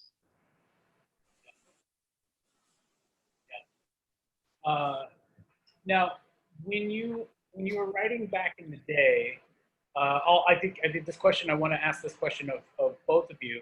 And then I can't remember how people can put their hands up if they have a question, but there is an ability, I think it's maybe I don't know if you can look at participants, but if you can find a way to put your hand up if you want to ask a question. Someone let us know that hands up doesn't work anymore. Yeah. It does? Yeah. And I don't know if this is a solution, but maybe if someone has a question. Oh wait, I see someone's hands up right now. Thank you, Seabane. Thank you, Lauren. So if you have a question or you want to ask something, put your hand up. Hey, but for C Bain, how did you put your hand up? Can you put that in the comments? Yeah, let's see here. Just go to participants. Go to participants and press raise hand. Yeah. We can't do it because we're hosts. Okay. So makes sense. We cannot ask to be called on in our own our own classroom. All right. Although as a teacher, I couldn't use that. Oh wait, I'd like to say something. Go ahead, Geoff. So really quick, I wanted to ask you both the same question. When we were writing 20 years ago, we were writing for the stage. We were writing to win poetry slams. We were writing in probably a very different way than we are now. Now, say what you want to about it still being something that meant something to you, you know, what have you. But what's different now? What motivates you to write now compared to what motivated you back then? Geoff. You know what? Truth be told, I'm like, so I did like I'm in an interesting place with my writing process and experience just generally. Like I published Murder Stay Murder in like 2011 when I just finished like my first year of law school, and I had Adeline, my daughter, was very young. Gideon, my son, was like on the way. I think when my wife hosted, I think when she hosted like the book release, like she was like very pregnant with Gideon, because it was that summer. And then I was working on some stuff in law school, and I had some ideas and some projects, but then it was just a long, dark fucking sludge through like a lot of shit, and I wasn't writing for a long time.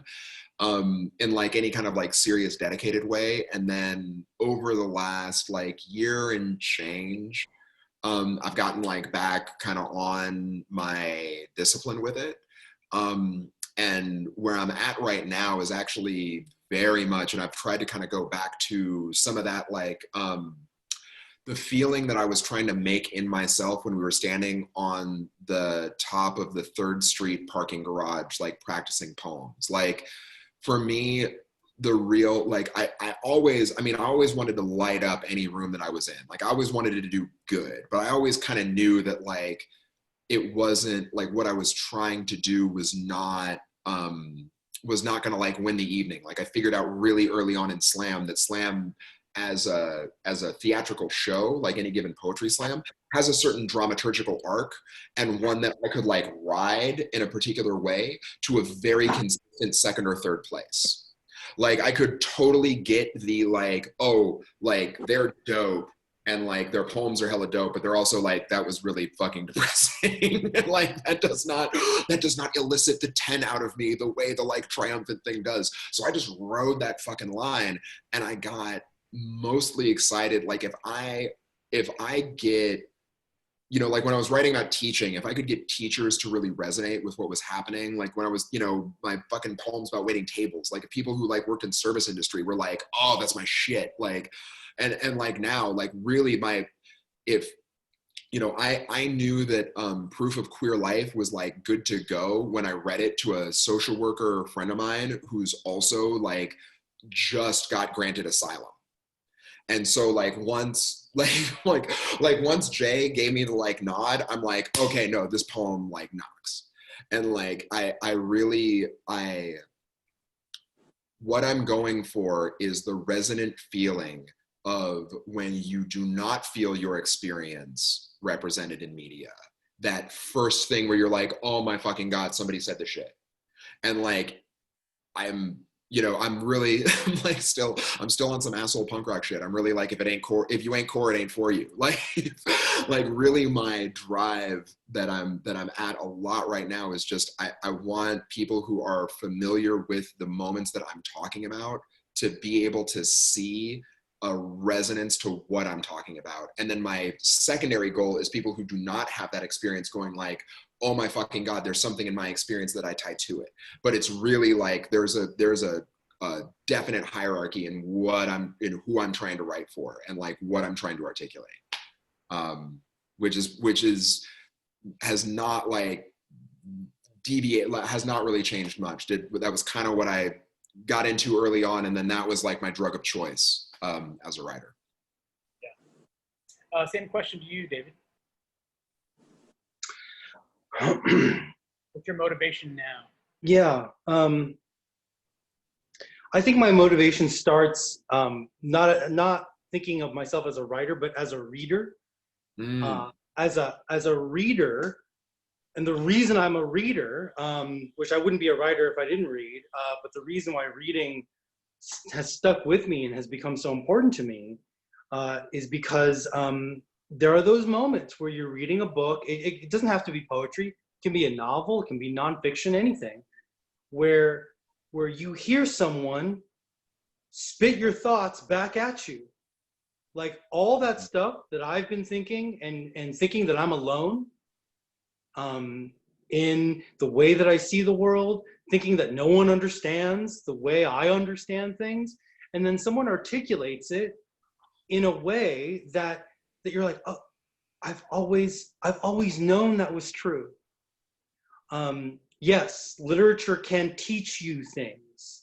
It can show you new experiences that you're not privy to. That's beautiful. That's great. The moments, though, that have anchored me to literature have been those moments where someone tells me something I've always known. It's not that I'm learning something new. It's that I'm learning something old in a new way. Yeah. And in that moment, you sort of realize your experiences, you know, despite our differences, in a weird way, our experiences are, I don't know how to say it, they're shared. Yeah.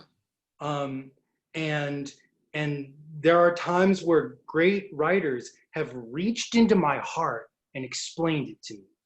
Yeah. And I think that hopefully every now and then I touch that. Yeah. You know, and I think that the only way you touch that is by finding those moments, is by doing it for yourself first. Like what I was saying with that line. The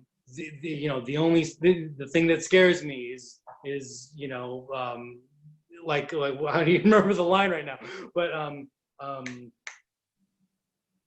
Men Without Kids. Yeah. The without kids line, right?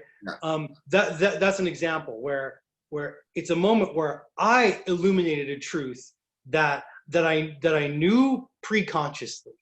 Yeah. And I uncovered it for myself. And I feel like if you can do it for yourself, you can do it for someone else. And that's what motivates me.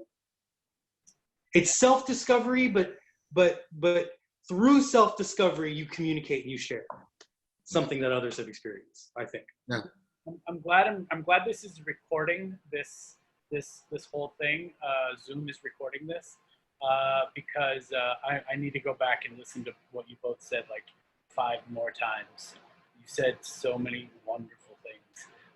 I will say this, and very simply, my motivation for writing is so that because I feel like I have this really great, wonderful, unique, terrifying vantage point. You know, I get to, there's so much I get to see in the world, and there's so much I've gotten to experience in this world.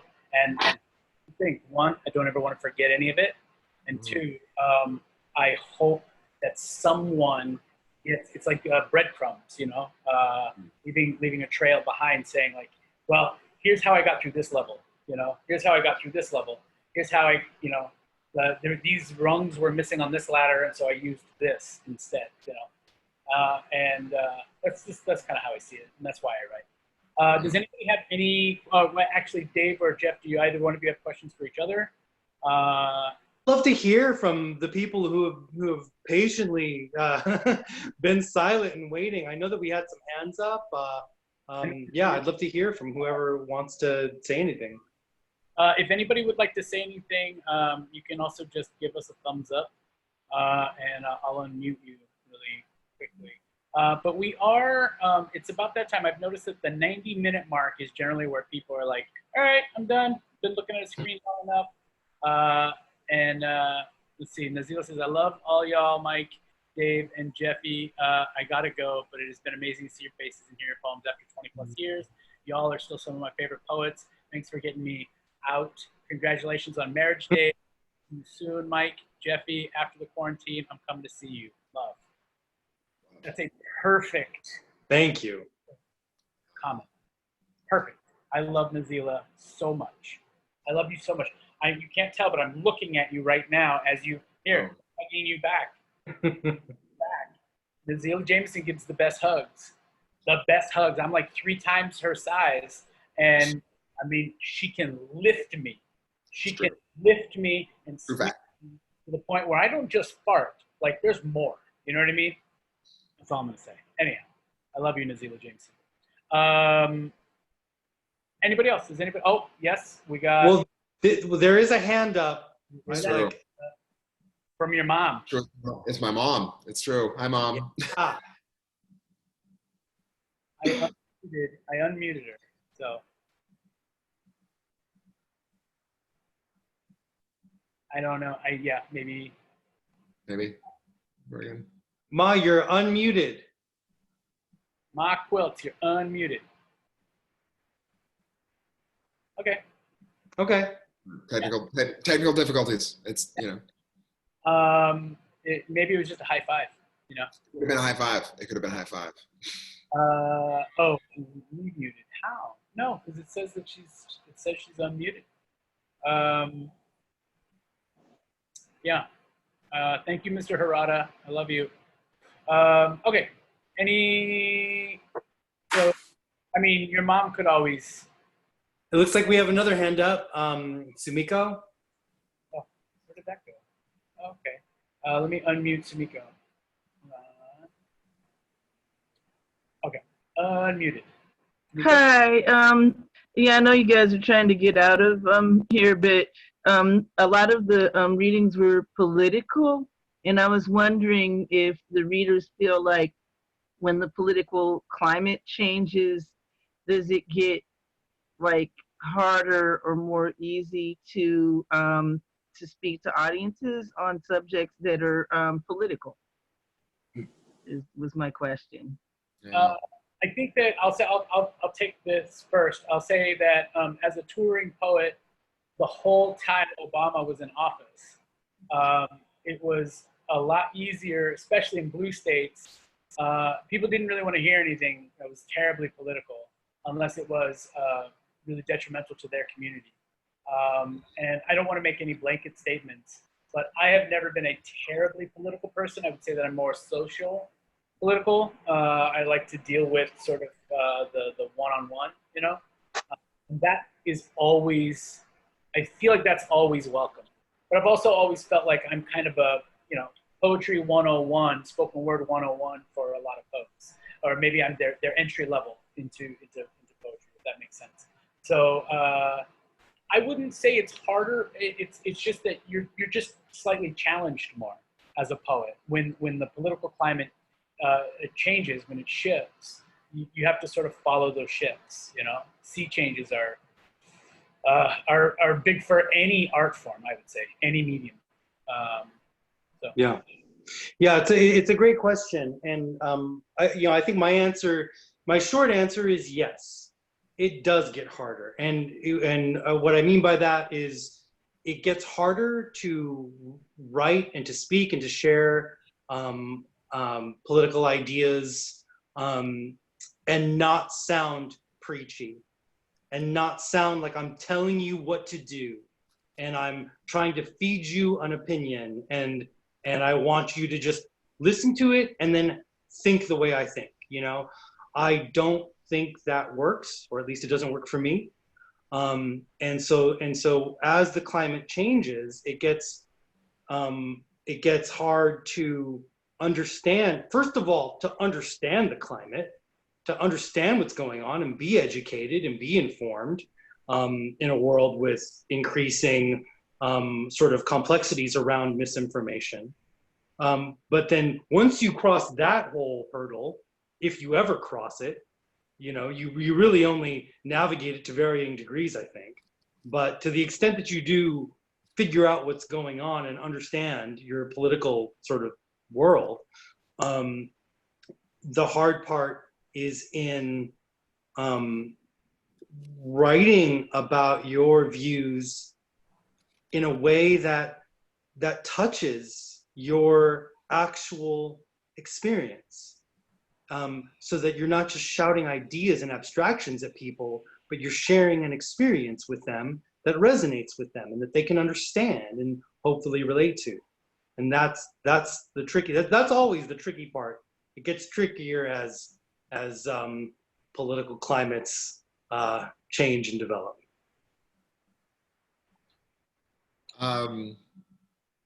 Yeah, I mean, I don't like, I feel like I'm not like 100% qualified to answer this question because I haven't been, like I haven't been accountable to an audience in a really long time in that way. You know what I mean? Like in that, this is not like as much of a vocation for me anymore as it used to be. In like at other points, like, yeah, kind of echoing some of the stuff that Dave said. I mean, I've always found that like, that people most resonate with things that like are in inherently intimate, and the way that the microcosmic applies to the macrocosmic is interesting.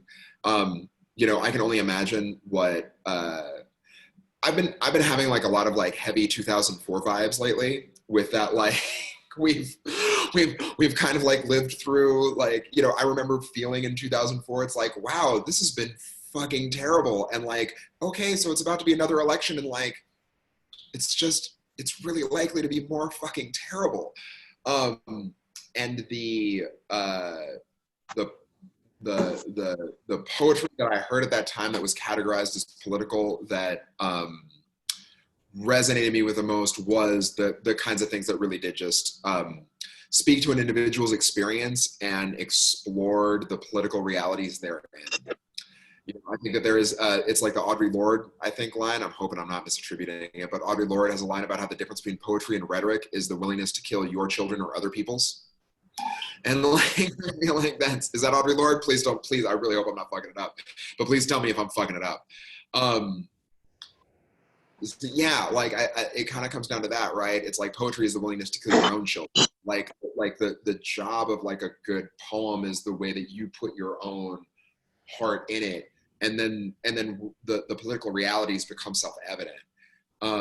Whereas like rhetoric is just, you know what I mean? Like I'm just thinking about all of the terrible Dick and Bush joke poems that I heard during the administration, like the kind of like the equivalent of like really lukewarm takes that we now see on Twitter. You know, I know that like slam and open mic and poetry culture is very, very different now than when I was involved in it. But I wonder, like, and let me say this, my hope is that a lot of people who would have written really kind of bland like poems, like that just was like a really funny tweet thread, you know? Like I feel like when you go ahead and you like make the effort to call it a poem, like you're offering a connection to the self and the personal self that like definitely needs to show up regardless of topic, be it ducks or you know, like Dakota pipelines. Like the author of the poet has to do with their own experience, and so like that kind of needs to be there regardless of subject matter. That was very rambly, and I hope it actually made a lot of sense. Yeah, it made sense. Everyone on chat would like you to know that you did not misattribute Audre Lorde. Yes. I'm going to Mr. Horta. He has a question. You got a question? Mr. Horta, Jeremiah. Hey, what's happening, guys? I just want to thank you guys for this. This is awesome. I'm super excited about it and was very moving and inspiring. I myself am an artist, and I think of my work as poetic. I think so. And something that Dave was speaking about in this realm, I feel like, you know, like he was saying, it's difficult to keep up with the changes, you know, politically and just everything that's happening, you know, these days. But I think also using that, you can use that that curiosity or that you know, that knowledge that you don't know as well. You know what I mean? You can use that, you know, the not knowing what tomorrow holds to kind of fuel. At least that it helps me, honestly, sometimes with my work, is what I don't know and what's scary out there and what I can't control, and the pain that generates. So I feel like if you can tap into that, you can utilize it as well. You know what I mean? But that's just kind of my take on it. But anyways, Yeah. thank you guys for your time, and this is super rad. So thank you. You were all great. Yeah, well, just thank you so much. And to just piggyback on that real quick, I think that whatever your message, like it has to start with, what I'm going to say is it has to start with being honest. And that is not the same thing as writing nonfiction. Yeah. You can lie, but the lies have to be truthful. They have to evoke a truth. And maybe that truth, if we're talking about, like something out in the world, socially or politically, that's upsetting for you or that's compelling for you, maybe that truth is just admitting that you are fucking clueless. Admitting just that you're afraid and you can't explain why. Like, you don't have to have an answer, because I don't think people are looking to poets, to find out what they should think. It's about, like I've said before, and I'm sorry if I sound like a broken record, it's about sharing an experience and feeling a real experience somehow, magically, through these symbols on a page. Oh, that person gets me. Oh yeah, I'm afraid of that same thing. So yeah. Thank you, Jeremy. Yeah. Appreciate you. In all seriousness, though, and our next asker is now unmuted. But I just wanted to say that Jeremiah is a really fantastic graphic artist. I love his work very much. He's based here in San Jose, and it's really. I'm unmuting you, Jeremiah. Where? Well, maybe I can't. Where can people find your work? Put it in the chat. I'll put it in the chat. Yeah, the best way is Instagram. I actually, just so you guys know, I'm going to plug myself right now. I'm sending out free postcards, hand-drawn originals during this time.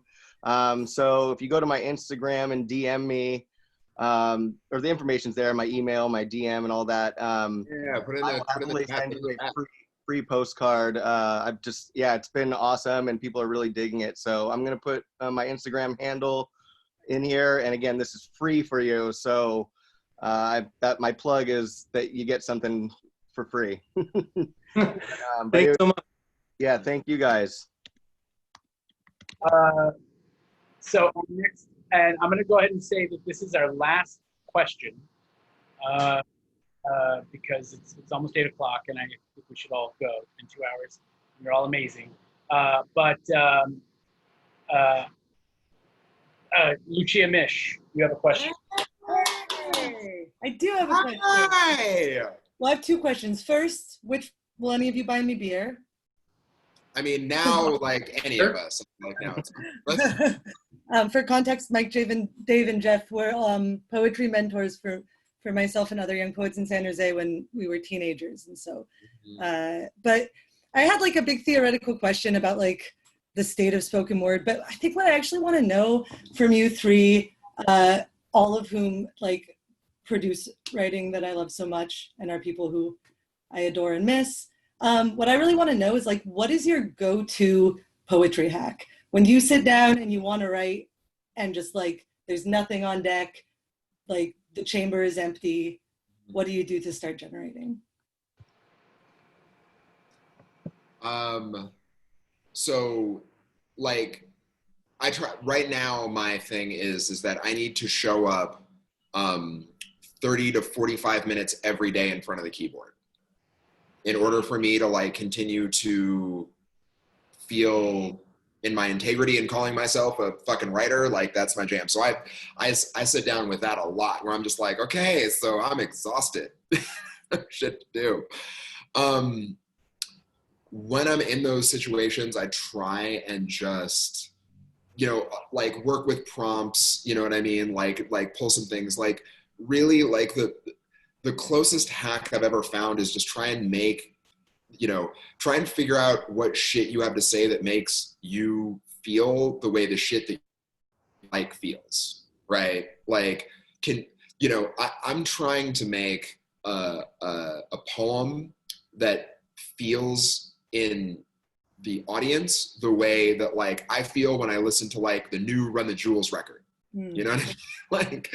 Like what's the thing that like cracks me up, that I think is fucking stupid, that I think is funny, that I think is ridiculous, right? Like, and I just try and figure out what elicits like an honest emotional reaction in me that I can't ignore. That becomes like physicalized or like somaticized, right? Like I've been chewing on the fucking Pharaoh shit for like leading up into Passover, right? I couldn't get out of my head how wild it was that like after like the Pharaoh chose to go after the people who had just committed an incredible amount of damage, and the stubbornness and the pomposity of it it wouldn't escape me, and I found myself like cracking those jokes over and over again when I was talking to people. And so it kind of like Dave was talking about earlier, like it's really the Robert Frost is a line on no tears for the writer, no tears for the reader. And I think that applies to like all of the humors of the body, right? When you're drawing a blank in front of the cursor, right? Like what the fuck makes you laugh? Like what makes you cry? Like what makes you just feel an overwhelming feeling in a direction that is inappropriate for the majority of the Zoom meetings that we have at work, right? Like what is a thing that's like sloppy and messy and you'd be like willing to be mocked for because you're like, no, this is my truth. Like this thing is funny. I don't give a shit. Like I don't give a shit if you don't think it's funny. I think this thing is funny. Like this thing affected me. I don't care if it's sappy or melodramatic. This thing affected me. Like whatever kind of cuts closest to your bones is what like I try and go to when I'm like, okay, well, I don't have anything clever to say right now. And in fact, a lot of times, like all of the artifice and all of the like practice and all of the discipline is really just trying to sneak up on yourself to like get at that feeling again. Yeah. I like the last thing that, I like everything Geoff said, but I especially like the very last thing Geoff said, which is this idea of sneaking up on yourself.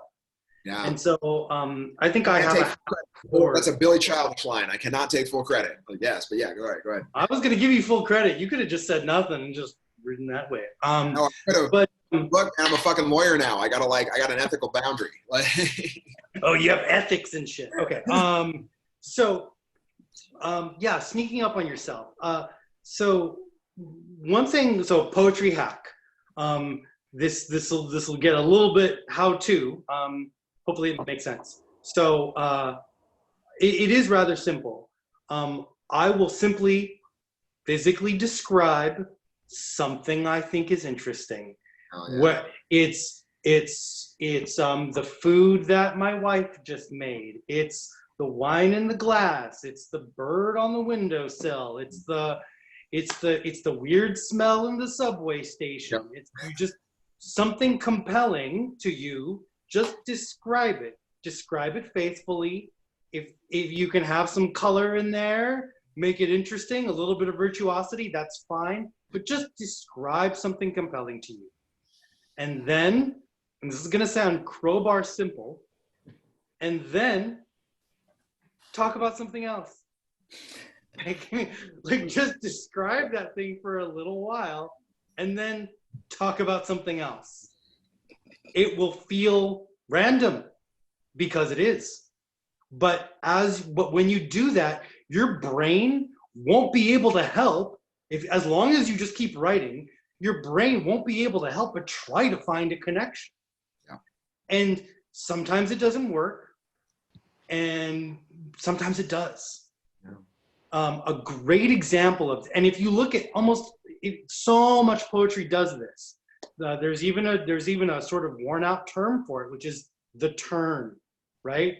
You hear people talk about this. Great poems have a turn. This is what they're talking about, where the poem seems to be about one thing, and then there's that moment where you're like, oh, this isn't about autumn rain. This is about a breakup. I said, right? that little red wagon is loaded with more than rainwater. Yeah, exactly. So, but the beauty of it is that you don't have to know where it's going before you do that. Yeah. You don't have to know what the rainwater in the wheelbarrow means before you write.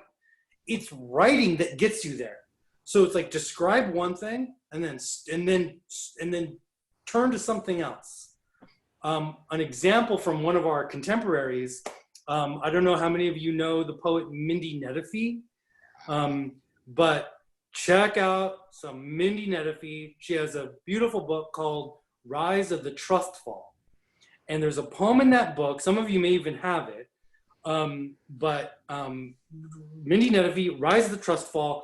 Unfortunately, I don't remember the name of the poem, but there's a poem in that book that is about, she's sitting at the kitchen table with her partner, in the kitchen with her. They're getting ready to have breakfast. But the whole time she's thinking about, there's something I got to tell this person, and it's bad news for them. Guess what it is? She doesn't tell you, but you know, right? She has to tell someone that she doesn't love anymore, some bad news. And she has to be honest with this person. And then she starts talking about the cat. She just stops.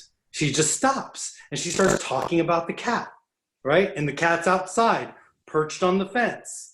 And then she's talking about, oh, we're in the kitchen. Oh God, how am I gonna say this thing? Anyway, the cat, it's crawling on the fence, blah, blah, blah, orange hair, whatever.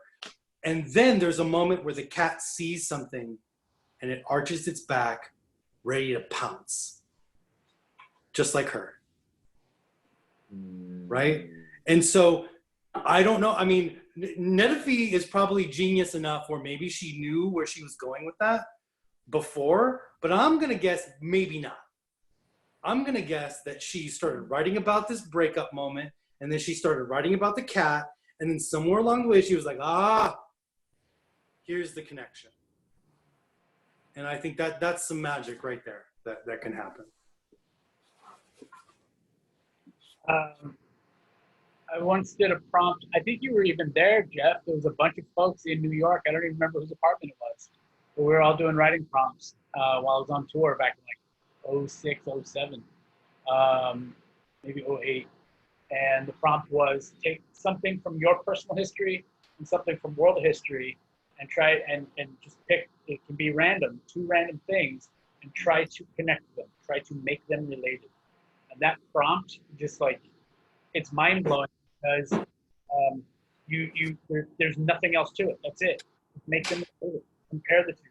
You know, I don't want to add anything else to that because I think what Geoff said and what David said are both golden. A lot of times I try to think like, one of my favorite things is in the desert somewhere, I'm gonna try to say this as quickly as I can.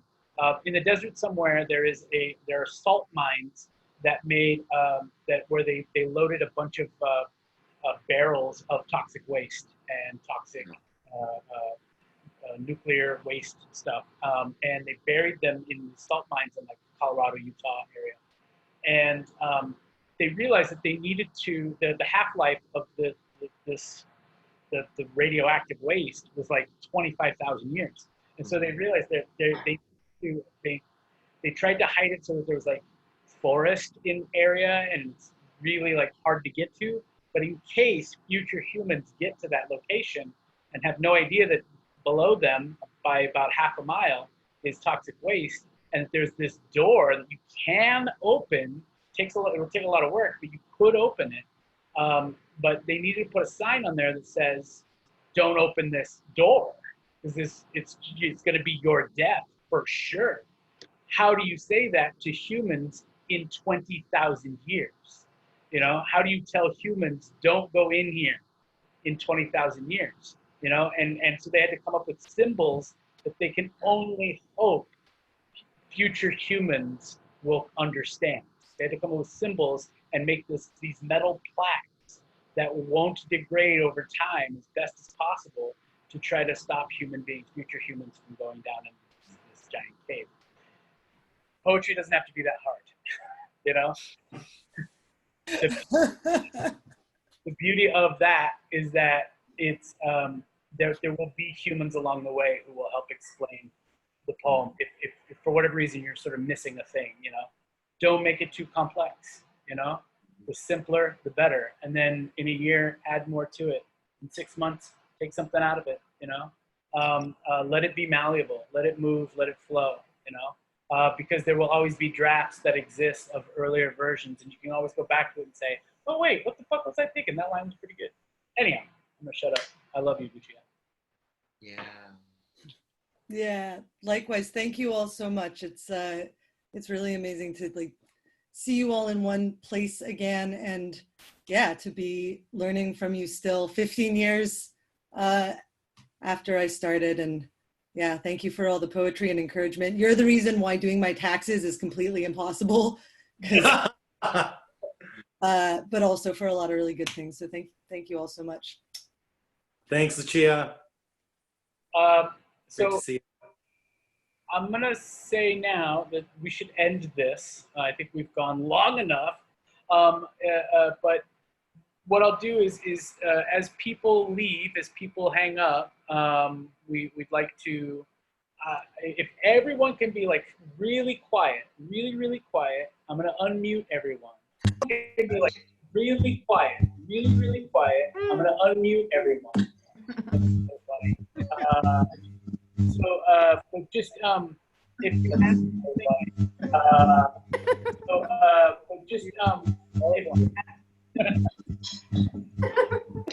This did not work. You got to mute everybody and then tell everybody what you want them to do. You got to learn it's different. This did not work. You got to mute everybody and then tell everybody what you want them to do. You got to learn. Yeah. No, I knew that wouldn't work. But I just wanted to say that I love you all. Here's the deal, though. As people go, I want to keep Dave and Geoff on because I'd like to just sort of sum up with them a bit. But if any like friends or family want to stay on, once we get down to like maybe 6 or 7 people, I will go ahead and mute everyone. But to everyone who's leaving, I love you all. Thank you so much. Thank you. Love you. All so much. And go to my website, go to the link, Mighty Mike McGee at Gmail, or Mighty Mike, just email me and I'll send you whatever information you need. Mighty Mike McGee at gmail.com, Mighty Mike McGee at gmail.com. I love you all so much. Most of you should get out of here. No, but seriously though, thank you for being here and thank you for being a part of this. I know Eric has left, but I wanted to thank him for sharing a piece with us and being here. Thank you to the Scott Misches for always supporting us, always being there for everything that David and I have done and everything, and for making Lucia. You know, I really appreciate making Lucia. Yeah, I'm gonna let's see the last number of chat messages here. Gotta go. Love you. God, Darron. This has been a brilliant night for me from Ahudek.